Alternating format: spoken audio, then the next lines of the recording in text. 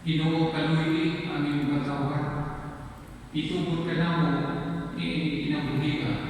Ang maayong mga butang, ang magdala ka na mo kanha sa kinabuhi, mawalay katapusan, na imong giandam alam ka na.